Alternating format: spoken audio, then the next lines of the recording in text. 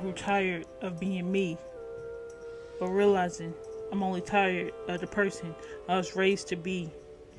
Tired of trying to live the way the world expects me to be. So tired of that saying, you're just like your mother, or you're just like your father. Especially if it was the unhealthy habits that was inherited. But the good news is, I'm being renewed every day to break all these curses. Because you see, the trauma, it stops at me.